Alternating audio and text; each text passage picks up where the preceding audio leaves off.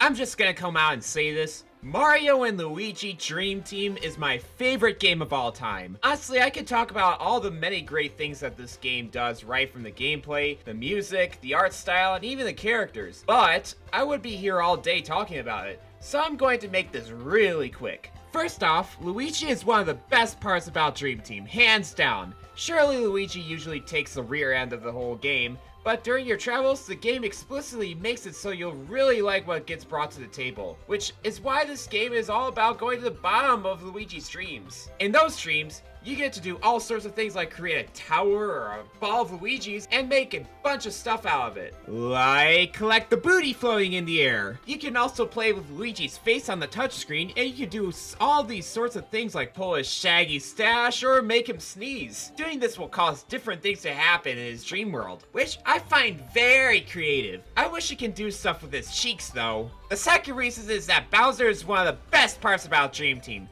Sure, Phantasma is a prominent villain of this game, but he makes the old rusty dusty when Bowser foreshadows his plan to thwart the Mario Bros. Once and for all. Oh wait, why am I talking about spoilers near the beginning of the video? I just want to save it all for the tail end. Oh, never mind, I'll just prowl on. The boss fights though, man are they the best in the franchise, no doubt. But zooing the enemies down with the special attacks is so satisfying in both outside of Luigi's dreams and inside. My favorites would have to be the trio of Bowser's enemies from Bowser's Inside story, who pulls no seats from under you. It's such a dynamic fight, and them exploding in uniform fashion causing slowdown to the game on top of that is like hot cross buns on a silver platter. But so many of the boss battles are nothing to slouch at either, such as Torkscrew or Mimoshka, the latter being one of the more challenging boss fights in the game, which I adore most preferably. Oh yeah, the giant battles, which I just learned that they were made by Goodfield, the company who made a game with one of the worst Mario characters of all time, are a very nice extremity to Dream Team and are the base of the entire series,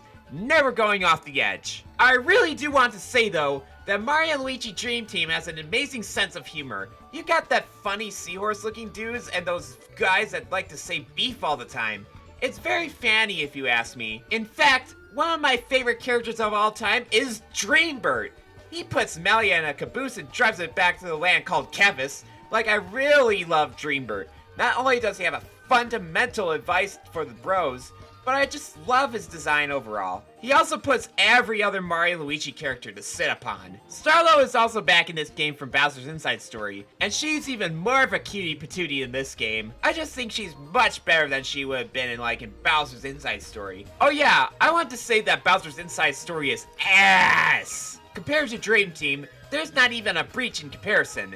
It did so many things better, like the giant battles where you get to see Luigi's humongous backside, and the updated special moves, which are a much better improvement compared to the baddie special moves of the previous game. Honestly, this is a perfect game, and I highly recommend buying every single used copy on eBay before I have to, because Mario Luigi Dream Team is a must-have for any 3DS owner, and I hope you have great luck finding a new copy of Project X Zone 2 and 1, as well as reading the story of Perfect Chronology and Yokai Watch 3, and...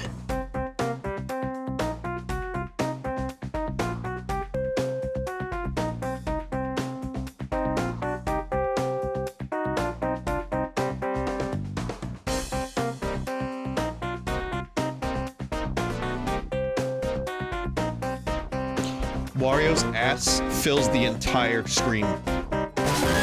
Whoa!